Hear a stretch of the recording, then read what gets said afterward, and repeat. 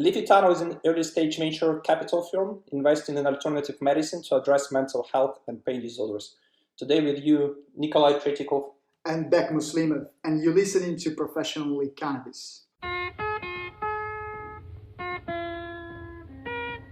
Where do they go, the smoke rings I blow each night?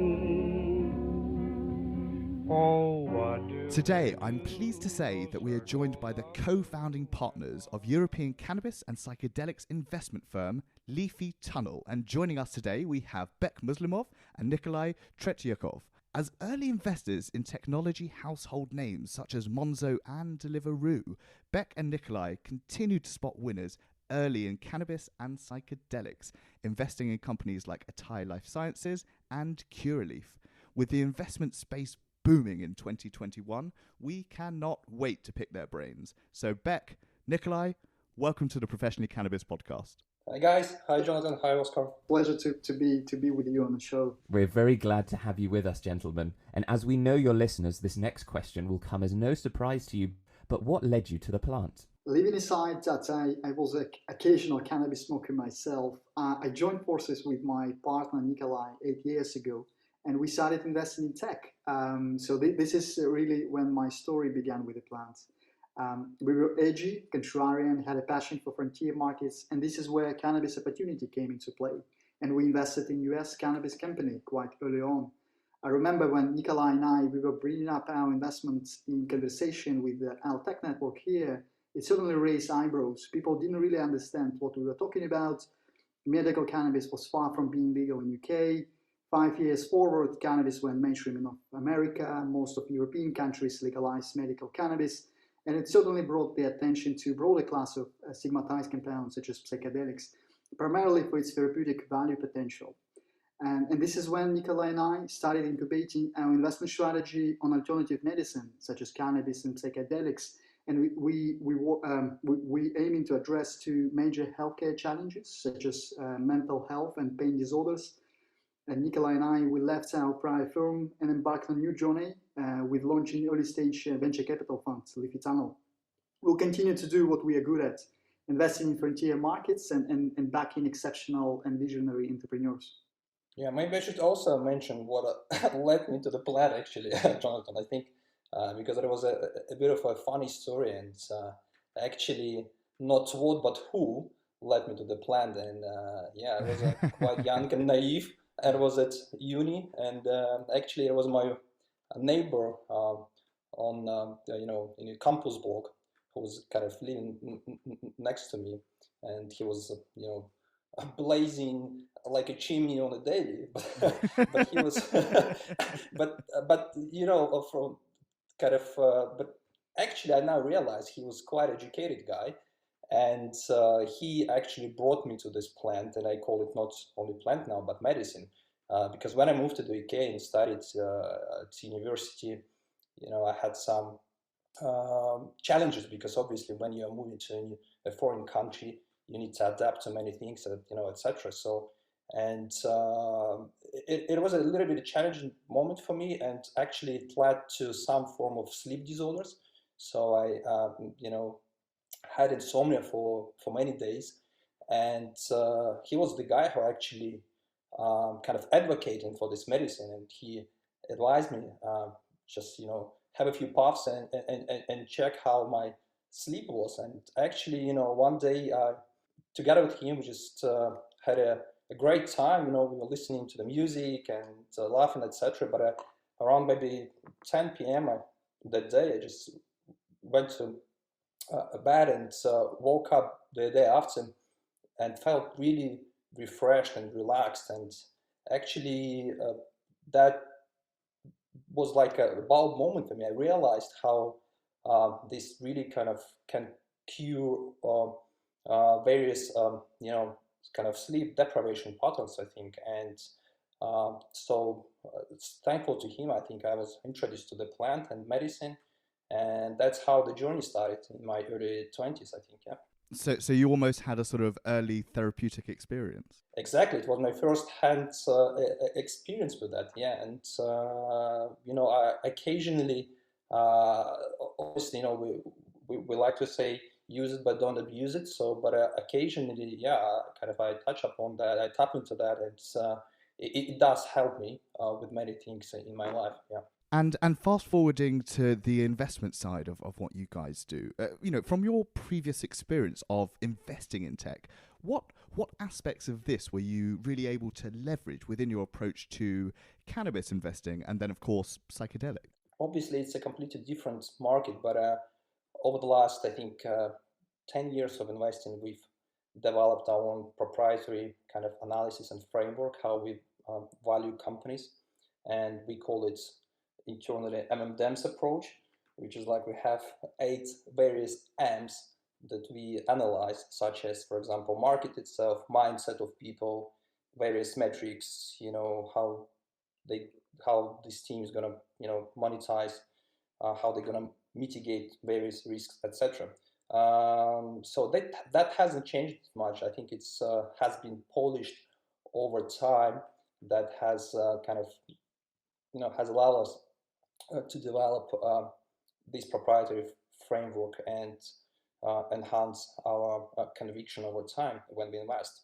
But obviously, investments in cannabinoids and psychedelics require more educated and scientific assessment. And fortunately, we have people around us whose advice and recommendations we follow and appreciate. So, well, actually, before I say that, I just want to comment that the phrase "blazing like a chimney on the daily" is so poetic that I hope someone puts that into a song, because that's wonderful. I don't know if that was something you just came up with today, but it is unbelievable, powerful imagery. That's an expression today, but obviously different words.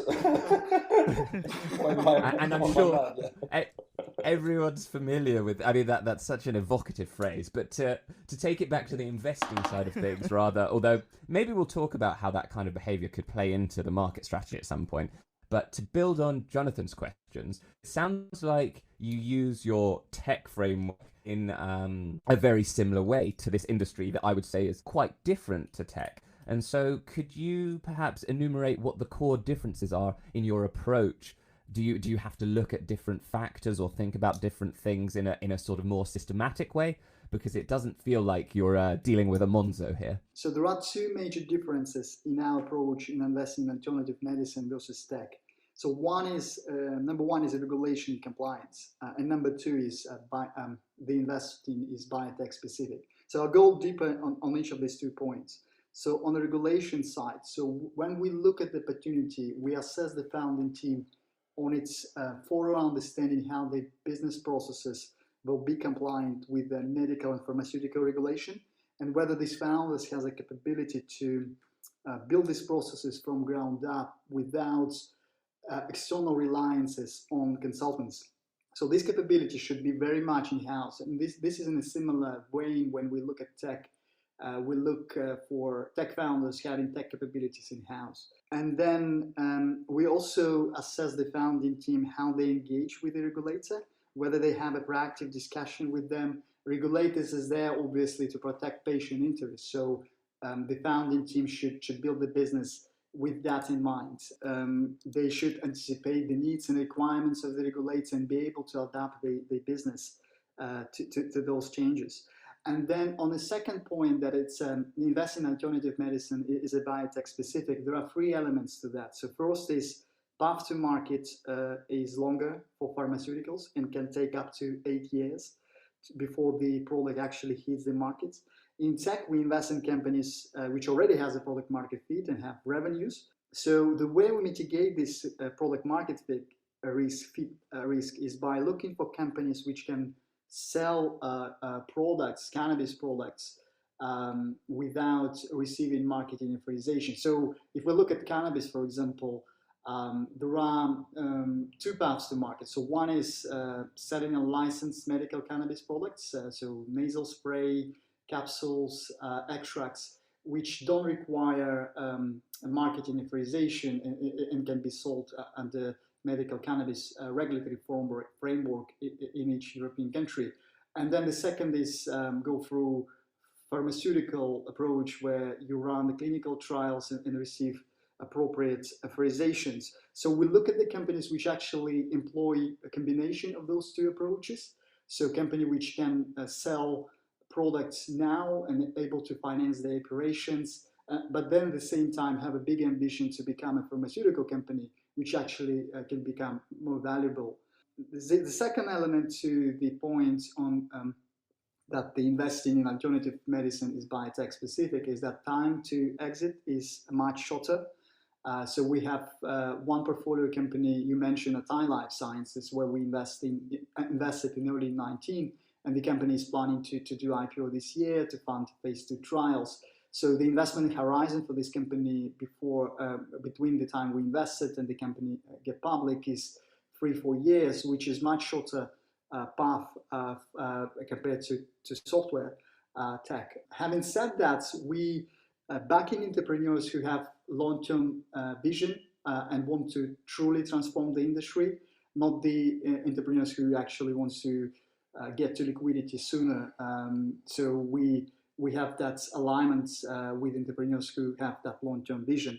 And the third element, investing that it's biotech specific, is around IP. So pharmaceutical companies spending hundreds of millions of dollars to run clinical trials, they obviously need IP protection and defend the business model. So when we assess the companies, we look at that heavily as well in our due diligence. As investors, what level of involvement do you seek for the companies that you take a stake within?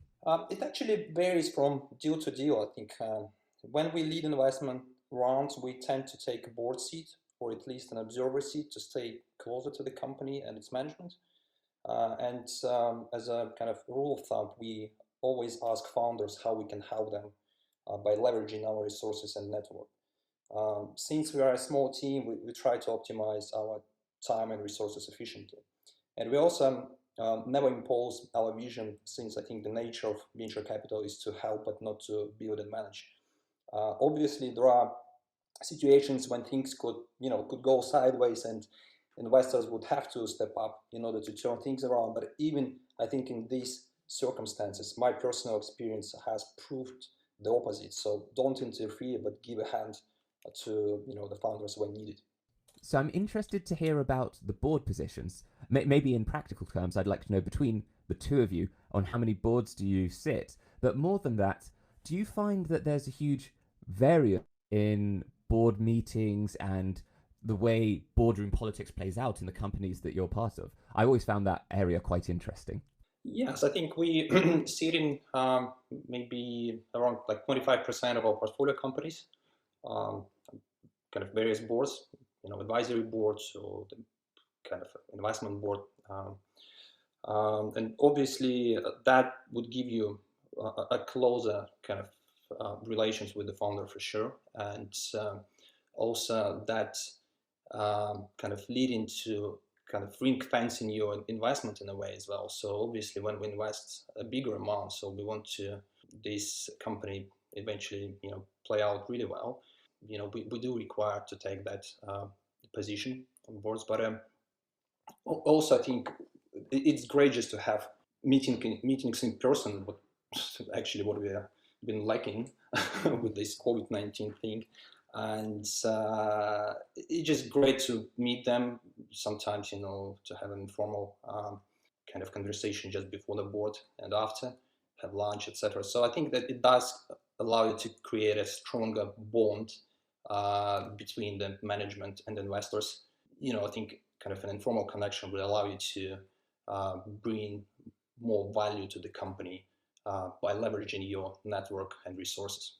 Have you ever experienced pushback from the founders and organizations that you've invested in about sort of taking board seats or you having an influence over some of the decision making, or is it so much the case that the type of entrepreneurs and founders that you invest in are sort of like-minded and kindred spirits who wouldn't sort of kick up a stink by relinquishing some of their decision making power?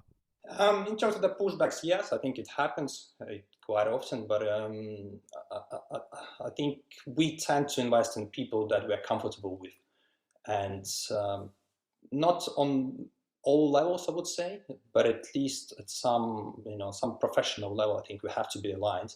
And I think very matured, I think founders, they do understand this, and they understand where it is coming from. So obviously we represent an LP base, our investors, so we have a limited horizon for investment, even though sometimes this horizon could be up to 10 years. But obviously they have to, founders, they have to understand that we are not going to live with them forever. So obviously it's especially private investors, it's who invest from at seed stage and Series A. So our time, investment horizon is limited. And obviously we have to dispose this investment within the next 8 to 9 years.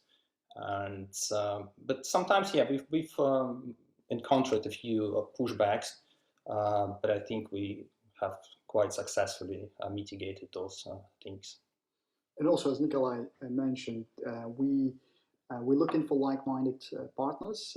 So to build a company to scalable size obviously takes time. So it's, in a way, it's a marriage between the investor and founder. To scale the business, founder needs to develop himself as well, because the company go through various stages of its developments. It grows, it hire people, and then the founder needs to also develop his skill set to manage large organizations, which actually interacts with so many stakeholders in the industry. So it just for the benefit of the founder to have a sounding advisory board who will help him to navigate the complexities and improve the quality of his decision making, because in the end it actually benefits not only investor but also the founder himself, because we, at the end of the day, in the end game, to make the company succeed and transform the industry and become a very valuable company.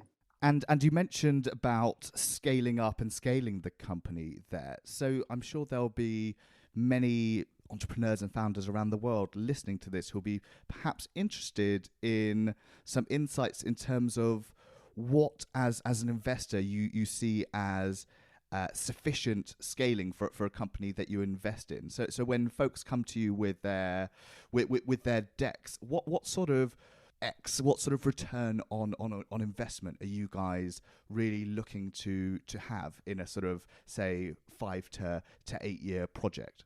Yeah, maybe, thanks, John. Maybe I'll give my perspective. I think it all boils down to the team, actually. And we have, I just mentioned that we have this proprietary kind of M&M's approach to, investment analysis. But obviously, team is most and foremost. The scalability, actually, I think, lies not in business model, but in people's mind. We try to identify those minds that are not kind of scary to think big, though they might be very flexible with their journey to the goal they're trying to achieve, but their goal and the dream should be big and transformative for the industry. So those type of founders we are looking for. Sometimes, you can call them insane, and obviously it was insane when we invested in 2012 in a cannabis company in the US, because that market didn't exist at that time at all, literally. And people were like literally raising eyebrows and didn't really kind of fully comprehend the rationale of that investment. Because I think we were early with the right team eventually, so that kind of led us to success with that company. To Nikolay's point here is that when we're looking at the founder quality trait as flexibility, to be able to, so the founders, they experimenting with the business model, and we operate in the frontier market, so it's hard to find the benchmarks in the industry which still yet developing.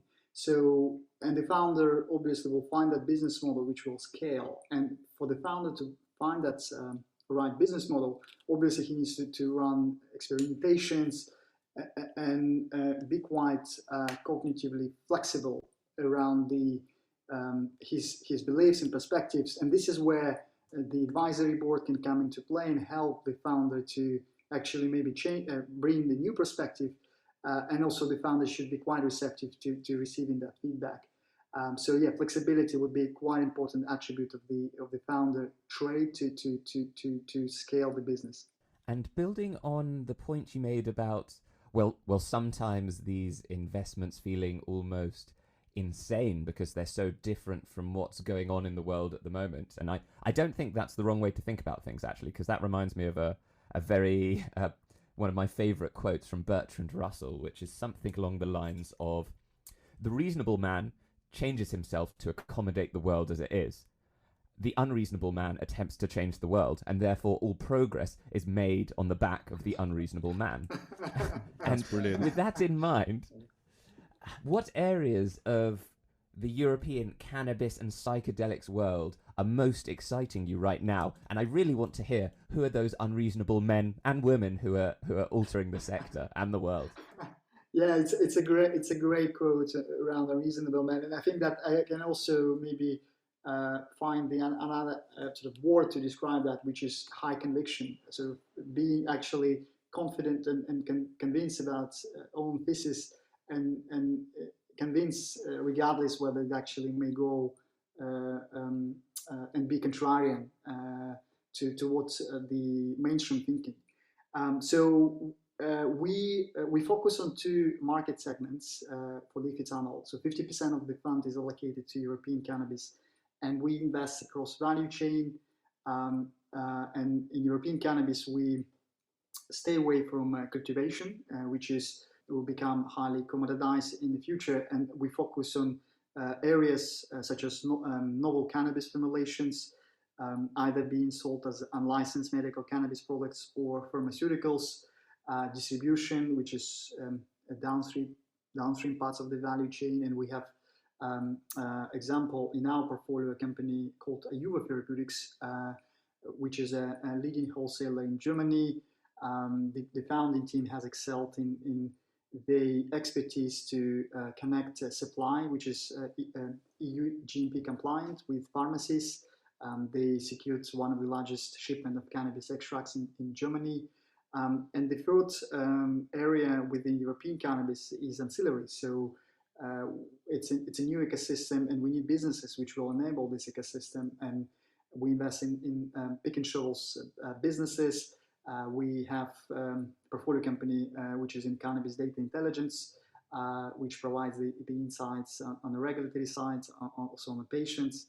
And then the remaining 50% of the fund is allocated to companies working with psychedelics, but on a global scale. There are two major areas within that segment. One is we invest in new generation of biotech life science companies focused on mental health. So if you look at mental health and psychiatry, there was little innovation happening for the last 70 years. It relied on antidepressants, which has a low efficacy. And psychiatry has been underfunded for the last 20 years from a VC perspective. Big pharma, the closing neuroscience centers.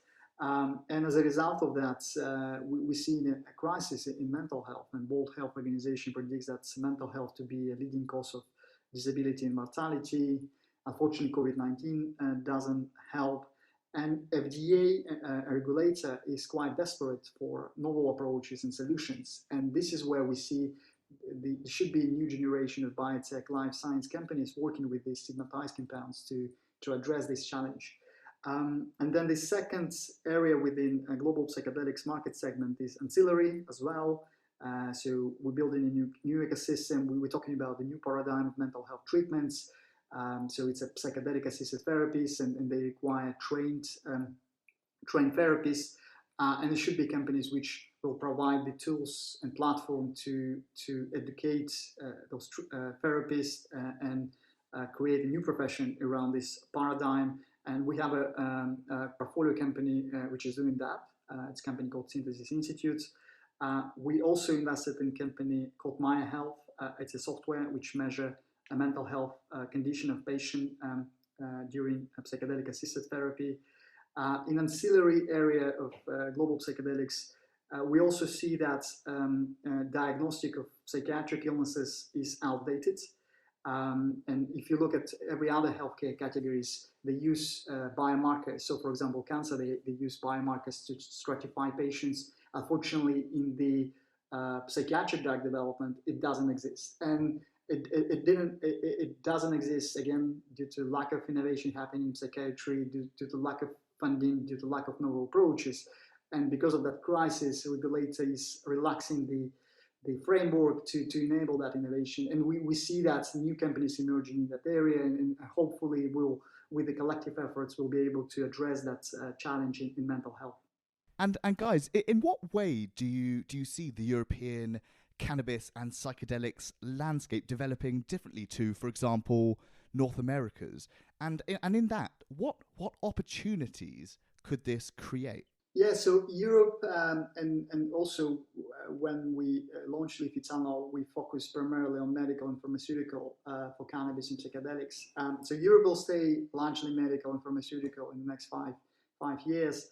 And I believe this is a more robust and controlled approach compared to what's happening in North America, where you see also recreational elements with the medical cannabis. And unfortunately, what that creates is that there is not enough clinical efforts done in order to conduct trials in North America.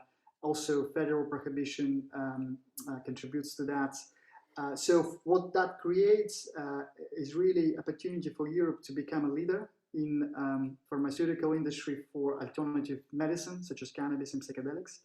I mentioned about the federal prohibition in US, and what that creates in US, for example. I'll tell you an interesting story about the Colorado University, which is running clinical trials on cannabis.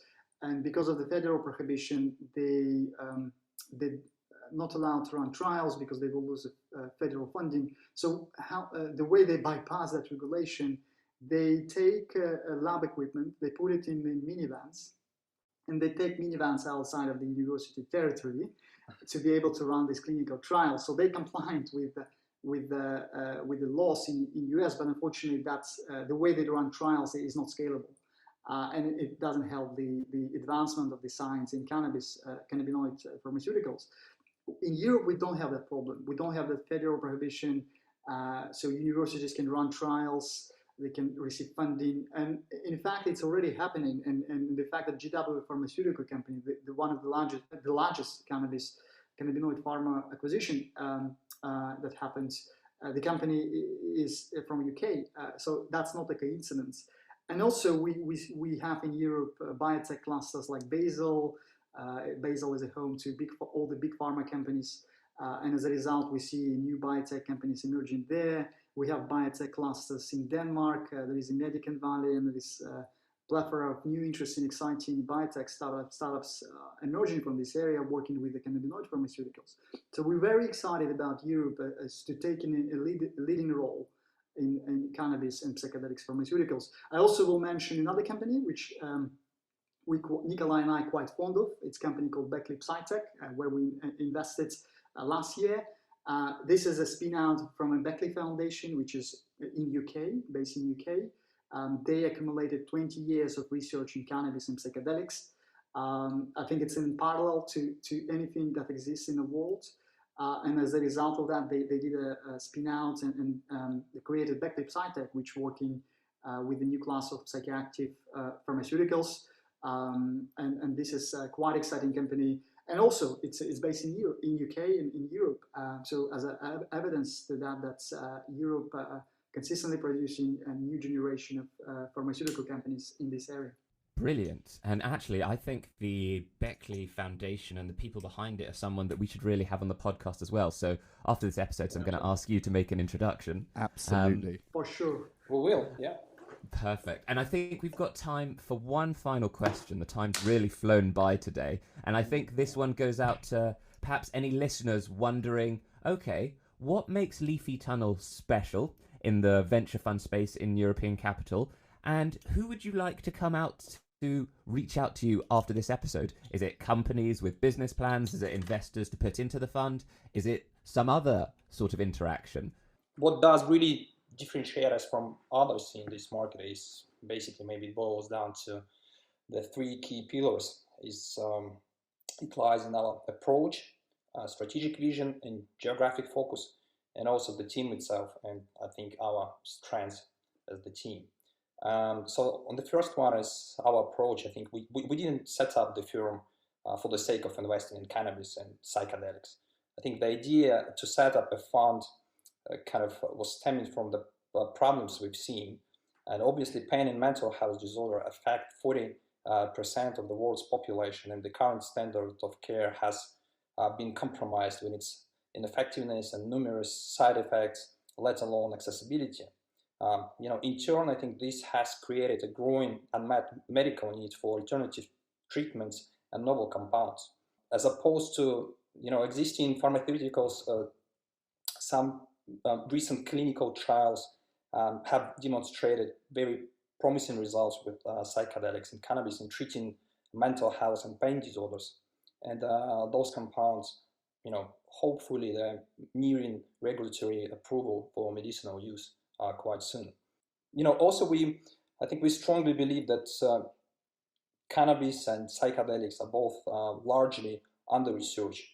And for example, preliminary studies with psilocybin for treatment-resistant depression administered in safely and responsible manner have demonstrated its effectiveness 4 times higher than all the kind of existing antidepressants in the market. And we have a strong conviction that both cannabis and psychedelics could become the new gold standard in healthcare and treating those disorders. That could become a new paradigm for alternative treatment, and we are huge believers in that. Well, you certainly have the skills and experience needed to be wonderful guests. So I've got to say, gentlemen, thank you for joining us. Thank you. Thank you for having us. Please take me above, take me with you.